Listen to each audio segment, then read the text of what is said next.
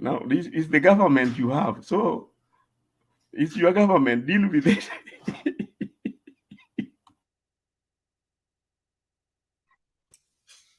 I Kuseo, my problem is you cannot, even if they are giving this 500 shillings to everybody, this is a kind of taking your other money that you get through the data that they have collected from you. So anything else that you'll be putting on that account, it will be accounted for the government to tax. Is that correct? That is correct. That is correct.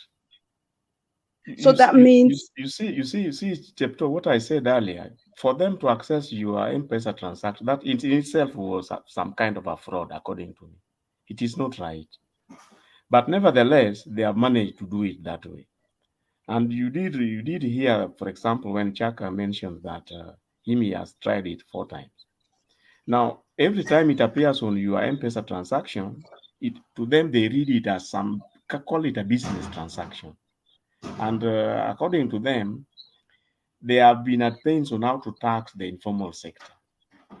Now they think they have been able to arrive at something they can use to average how you should be taxed. Remember, in the past, the informal sector have not been paying tax this much.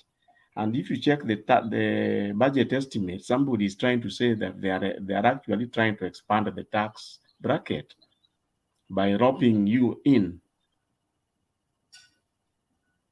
let me But, ask you, Kuseo, mm, if I have, okay, let's say my child have taken that 500 shillings and he didn't do anything with it. He just used it. And then, and because his data has gone to the government, and then my son doesn't have money, but I send him money for use. It will go the same number that he used because he took the money from the government. And then he uses that because it is pocket money. Then I may send another money because definitely somebody wants some money to keep up with the life of whatever he is. Now, does it mean the government now will come and assess those monies that I have sent several times because already they have all the credentials of that person or the information of that person and average to charge taxes on that? you see, Chepto, I agree with you. The challenge we have here is that these are some of the things we have been trying to point out about the fakeness of this so-called hustler thing. Now you can use, first of all, they are getting the information from it, which information itself is fake, as you have explained. You take, for example, a student who all he has is a phone and he has an M-Pesa account. He's receiving, even call it pocket money, isn't it? Now, Yes. somebody want to treat this as business transaction. Business. Yeah, you Mhm. see, that's where they go wrong. And that is why it is high time the Kenyan public revolt about this hustler thing to begin with. Don't you see? So it is That up is to my the Kenyans. question. There'll come a time when the Kenyans themselves have to come up guns blazing and reject the hustler thing. And that is why I indicated here earlier that one of the things you are going to see, the Safaricom's are going to start suffering because so many people are going to stop using their M-Pesa as product. Don't you see that coming? I can see that coming. The M-Pesa product, Definitely, if people are yeah, going to start withdrawing. definitely, because if that is where the government is putting their hands and start milking somebody who is not even working, not doing business, you are receiving pocket money and your Yeah, pocket money is being taxed. is being taxed. Where are we going? They are taxing students' pocket money. It is not right. Eh? Now that is the question people should ask themselves and come to think. And if this is when you say that if Ruto tells you don't follow this road, you're gonna fall in a ditch. Follow that road because he is always the opposite. You understand what I mean? I get what you mean. I get what you mean. And but Makiadi, I just wanted to this hii maneno ya Chebukati assassination and the issue of the inquiry is going to be very, very challenging. As I said here, the organization which who did that investigation using the ASLAB dossier, the whistleblowers dossier, are people who are in business. It is like you have engaged the KPMG, your internal auditors. Now they are brought in some external auditors to go over certain business activities that took place. Maybe there was forgeries, there were frauds, and what have you, and you have engaged them.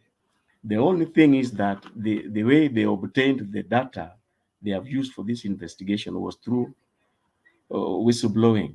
And whistleblowing is a known thing and it is allowable. Internationally, it is acceptable. Now, that is the challenge that this government is now facing because they are trying to say that Chebukati was to be murdered for doing XYZ.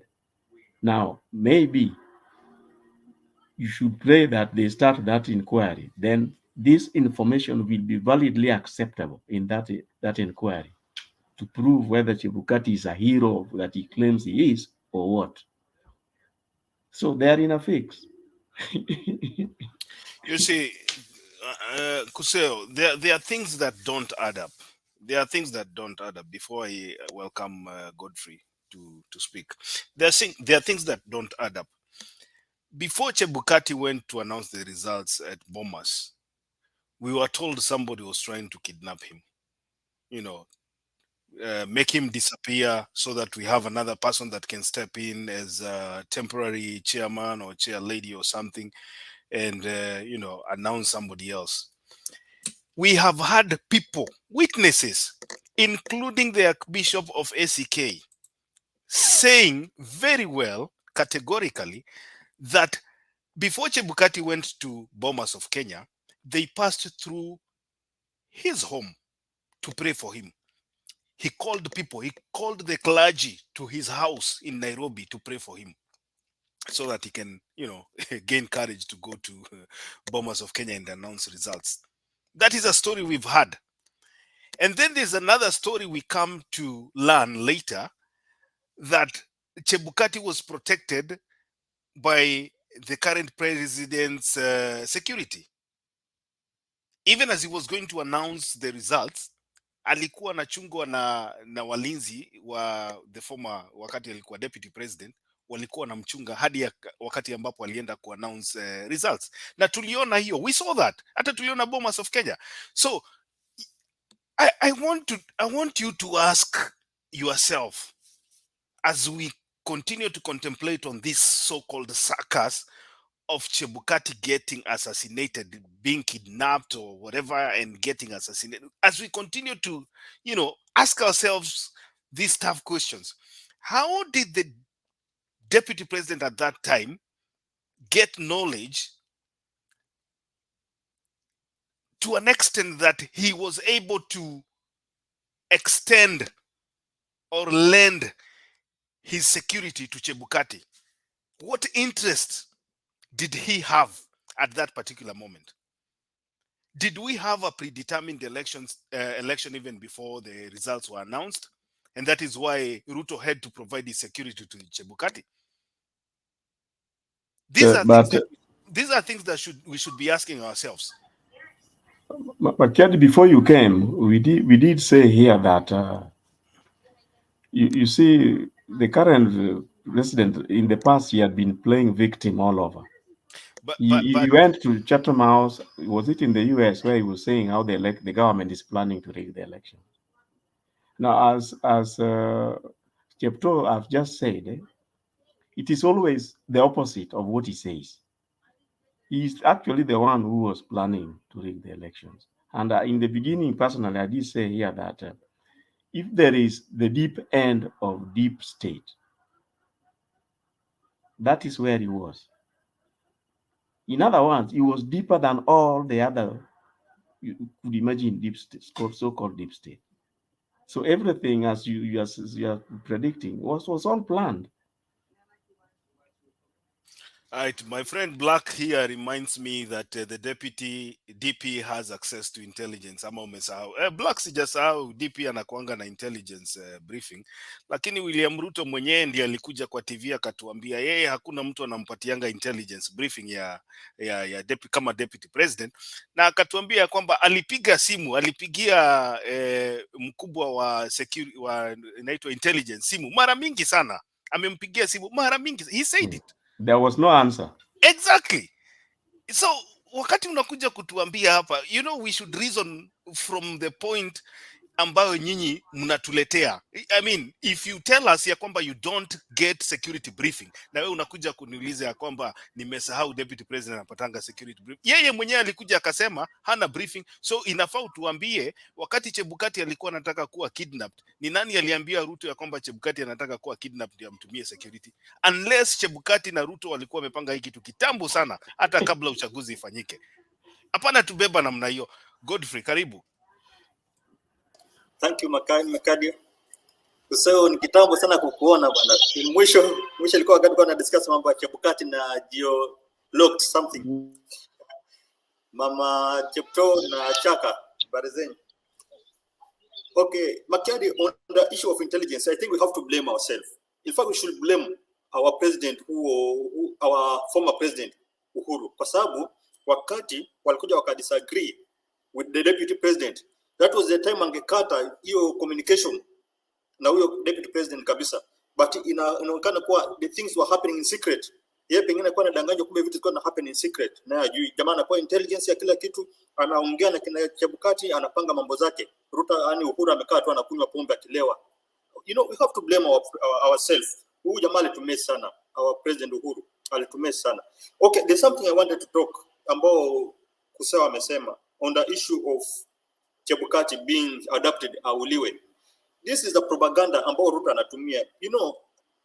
Ruto with the people wanamzunguka what and what wa propaganda, mpaka kina with another fake lawyer, this called Ambrose somebody, a fake lawyer from Nyanza, anakuja on live TV anasema kuwa the time Chebukati alikuwa anaenda kutangaza results, kwanza alikaa kwa nyumba yake akasema ameshindwa kutoka, anapitia Weda somebody, Ambrose somebody, yeah.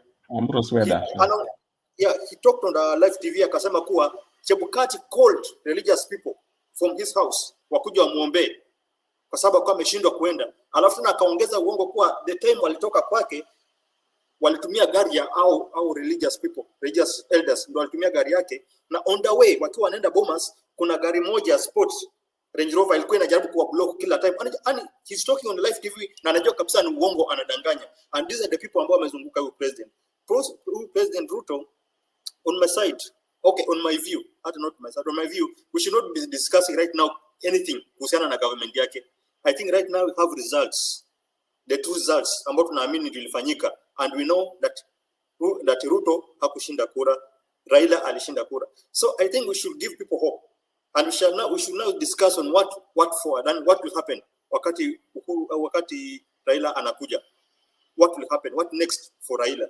Because I don't think we can continue kuweka hii government kwa kiti tukifikiria kwa kuna hope baadaye. There's no hope with this government. The government came in, wamemaliza kila kitu, wametoa all subsidy. There's nothing we are waiting for this government to do kwa wananchi wa kawaida. There's no interest in him ambayo itasaidia wananchi wa kawaida. I think this is the time we need to find ways to tell people, hata kama itabidi tuangamane. Okay, I don't advocate for violence, but imefika wakati nimesema iwe liwalo. But I think we need to take back our victory. Hakuna vile mtu atatuibia kura akuje aharibu economy ya Kenya. In fact, right now kila mtu analia. Unajaribu kufanya business, hakuna pesa unapata. Ukiweka pesa kwa account unashangaa pesa imepotea tu. Yaani hata hakuna pesa kwa mfuko. Na it's only 3 months. Hata haijamaliza miezi 4 and things are not working. Everything is stuck. Kwa sababu ya government ya ukora, ya uongo. I think it's time we need to rise up. Come on revolution, we need to force Raila. We take back our victory. Tusiendelee na kudiscuss mambo ya government. Government yetusaidie, hii imekuja kuibia watu hii government.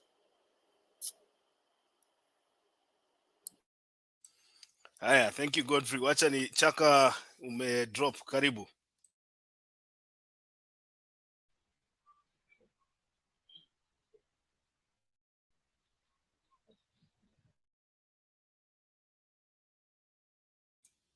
Unmute, Chaka, unmute.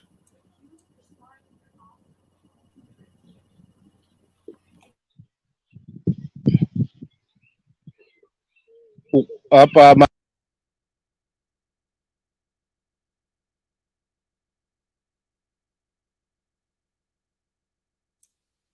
Hatukusikii ama ni mimi? Mnamsikia kweli? Yeah, sound system si poa. Chaka, sijui sauti leo iko na shida gani bwana upande wako?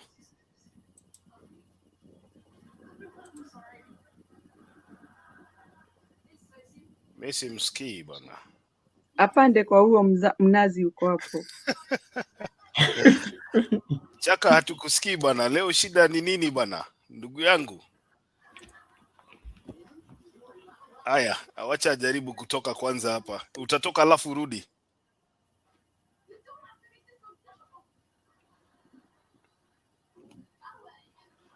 Inaonekana kuna shida ya connection. Ngoja dakika moja.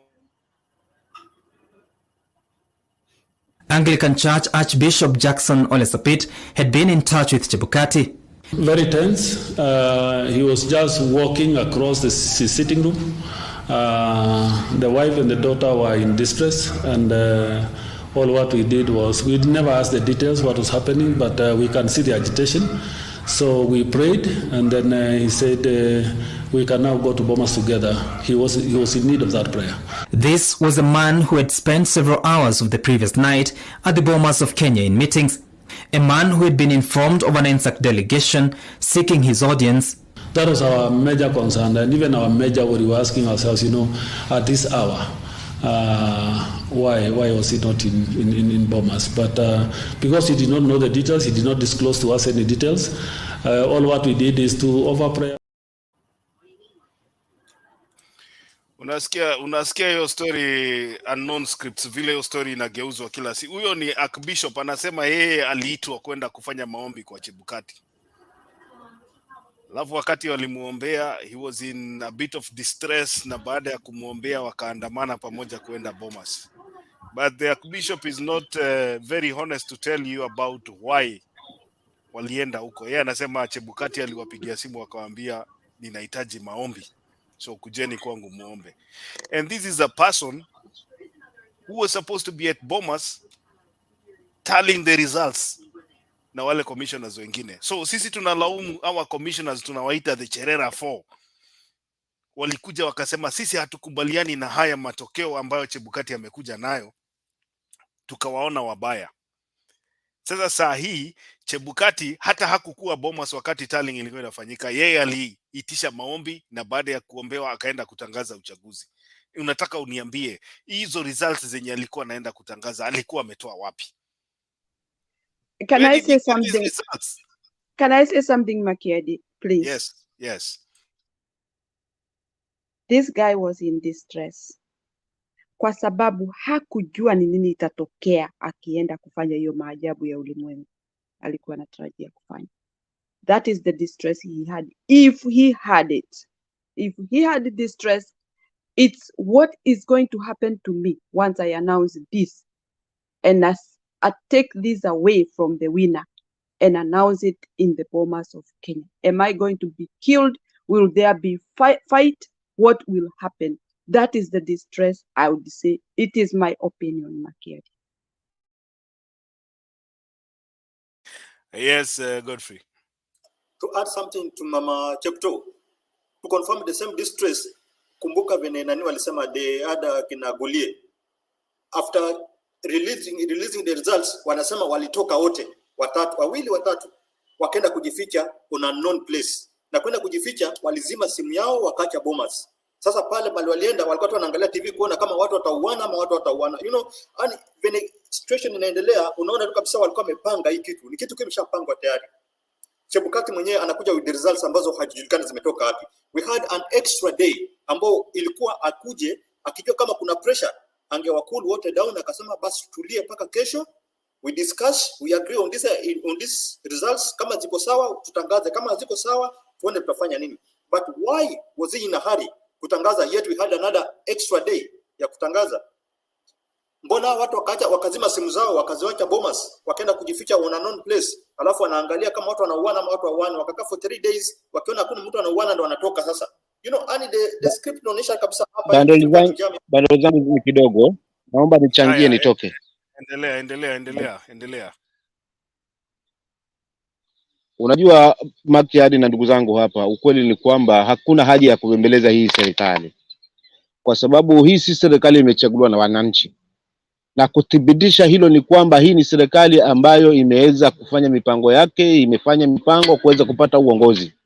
Kwa msitegemee hata siku moja kwamba mwananchi hapa atakuwa kuna mtu anaweza mfikiria hilo. Tusijidanganye kabisa hapa, kwa sababu yule anafikiria wananchi ni yule ambaye pengine amepigiwa na hao wananchi. Lakini kama ni mtu alifanya kwa mipango yake akapata uongozi kwa njia yake, huwezi mpangia kwamba afikirie wananchi kwamba kuna nini wala kuna taifa.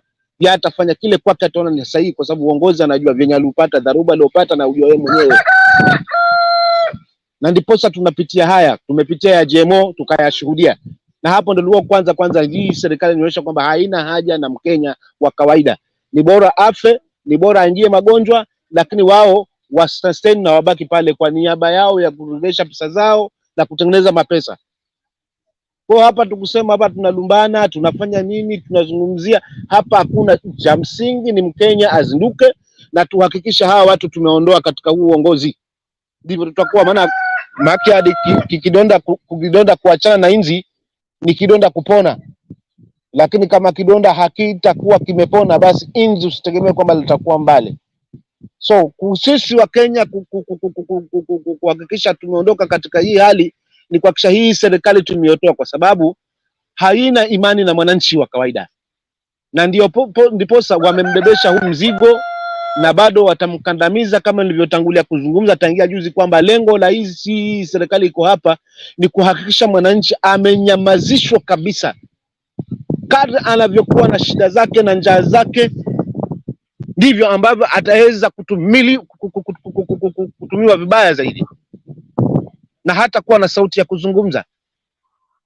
Kwa hiyo haina haja tukae mahali ambapo tunaona tunakoelekezwa siko, tunaanza kubambanya hakuna cha kujadili hili na hili na hili, kwa sababu tayari hii serikali tumeiona ingia hapa katika huu uongozi wake haina imani na mwananchi, haijachaguliwa na mwananchi, na ndiposa haina haja na mwananchi. Haja ni kuhakikisha ni njia gani wameweza kuhakikisha pesa zimeingia kwao, wamethibiti kila mahali. Kwa sababu ni jambo gani la waibu hili Makiadi? Kama mimi nitakuwa nauza kijibiashara changu, pengine nasafirisha dagaa huko Mombasa, nimelipwa huko kwa sababu mteja yuko huko mtajiri wangu yuko huko amenitumania pesa, alafu pesa ile imekatwa katikati hapo ya hewa kwa sababu imekatwa ushuru. Ya nini? Tuliona wapi? Na yanatendeka haya nchi gani inayotenda unyama kama huu? Mwananchi huyo umemwapanisha vitu, vyakula viko juu, harama maisha iko juu, umemwadhibu kwa hilo, tena bado unamwadhibu hata ile pesa anayotaka kufanya nayo biashara bado uikate vile vile. Bora tu ile mradi ameingia kwa mpesa. Hii ni jambo la waibu. So Wakenya hapa sijui huwa tunasifikiria wale wanafagilia hii serikali. Ni nini haswa kinakubenefit hapa? Ni nini haswa kinakutia matumaini katika hii serikali ya hawa mabepari na wasiokuwa na roho ya utu, wala wasiofikiria hii Kenya mahali inaelekea ni wapi? Wako radhi kuhakikisha kila mtu amekandamizwa hapa, wasiwe na sauti kabisa. So tunaiwekea nini hapa? Ni sisi wote tuje pamoja tuikatae hii serikali. Na licha kwamba kuna Raila, kuwe na Raila, kusiwe na Raila, but wananchi wenyewe tujitokeze haswa, kwa sababu tayari dalili kila kitu tumekiona hapa. So hata tukishinda tukiagwa hapa na kuijadili kila mahali wanapo, itasaidia. Miaka inazidi, siku zinazidi, mwisho wa siku tutakuja kushangaa wamefika 2027 wameweka watu wao hapo kwa ABC, watu ambao watawafeva kama wale ambao wameshatoka sasa hivi katika wakina Chebukati wenye wamestaafu. Lakini tumeiona kwamba hii serikali haijachaguliwa na mwananchi na wanalifahamu hili. Leo kama wewe haijachagula, alitumia mbinu zake akapanga mipango na kina Chebukati akaingizwa kwenye uongozi, wewe mwananchi atakufikiria? Kwa hiyo ni kukuhadaa, kujitia kwamba yupo na kukupa ahadi za uongo, nitakutengenezea hiki, nitatengeneza hiki, lakini hakuna kitu kitakaa. Zaidi ya hii serikali wanamulika mahali pesa ipo. So wakituambia hapa pesa hakuna, wananashangaa sana. Hizi Thanksgiving za miaka mzima, za miezi mitatu mizima zisizoisha, safari kwani ni kuzungumza tu? Wakenya walikuwa shanza kulumba kidogo, safari zimepunguka. Lakini je, katika walivyoingia kwenye uongozi ni safari ngapi wenye walienda? Pili, Kenya inajulikana kwa wizi na anayejulikana yuko pale mwizi. Sasa usitegemee hata mataifa mengine watupe pesa yao hapa wakati wanaelewa kabisa ni nani wenye yuko pale. Mwenye kuchupa pesa yake hapa, unless yuko na dili na hapa Kenya, yuko na mpango na hapa Kenya, ndio hilo taifa litaweza kusaidia hii Kenya. Lakini haswa mataifa yenye akili zao timamu wanaoelewa hii Kenya na nani yuko pale, hawezi piana misaada yao. Kwa hiyo watarudi back to wananchi wakisema kwamba ndio wamekandamizwa, wao wamelipa kila kitu, hiyo harama maisha ndio yani hakuna kitu tunategemea hapa. Tunaitegemea kwamba tutapumzishwa mzigo hata wananchi hapa. So hakuna haja kukaa hapa. Hakuna haja tukubembeleze Raila akuja hapa aanze kuzungumza, kwa sababu ni sisi wananchi wenyewe tukatae. Na tuondoe huu uongozi wa kidhalimu, huu uongozi wa kidikteta.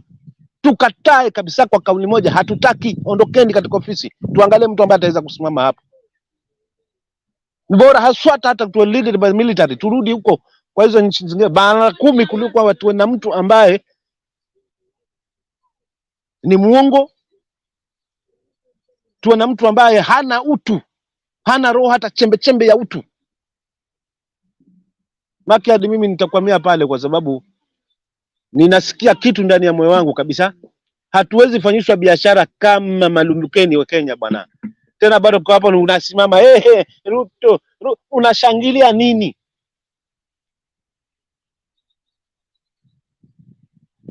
Tuna nini haswa? Kwa hivyo hapa kuna cha kujadili mambo mengi. Ni hapa ni kuhamasishana wananchi, tujitokeze tuseme hatutaki. Maana Raila ndio huyu anayetumiwa, kama ataka kuzungumza yake kashapelekwa mahali nyingine. Akitaka kuzungumza akashapelekwa huko, anatumiwa. Sasa ni wakati wa sisi wananchi wenyewe tuzungumze, tujitokeze. We Raila kusio na Raila, wale watatusupport watusupport, wale watasema hapana, lakini uongo hapa ni lazima kichimbike. Maana hawa watu tumeshawaruhusu tayari, washaanza kukita mizizi. Maana kama ni mahakama washateka, kama ni security washateka, kama ni parliament washateka. Hakuna vinyo ambavyo sisi wananchi kama hatutaungana kwa pamoja, kabila zote hapa tunaweza ngoa hii.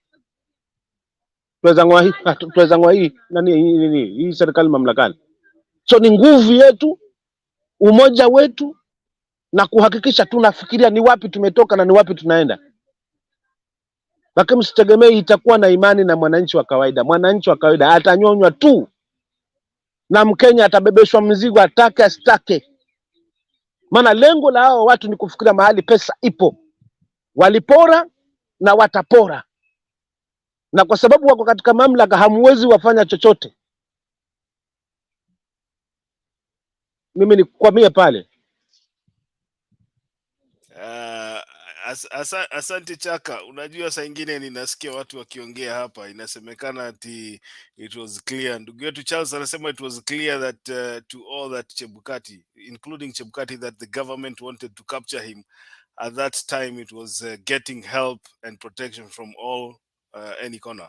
So if Ruto knew he had won, he could tell his guards. Mi nataka kuuliza Godfrey na wenzangu hapa, kama serikali ilikuwa na nia ya kumkamata Chebukati, serikali ingeshindwa? Serikali, if the government was interested in abducting Chebukati, the government or the so-called deep state yenye tulikuwa tunaambiwa deep state, do you want to tell me ingeshindwa? So people should come here. Watu wakikuja hapa wajaribu kutuambia vitu ambayo haiwezi ku make sense, tunafaa kuwakataza. It is very very clear ya kwamba Uhuru Kenyatta was a hands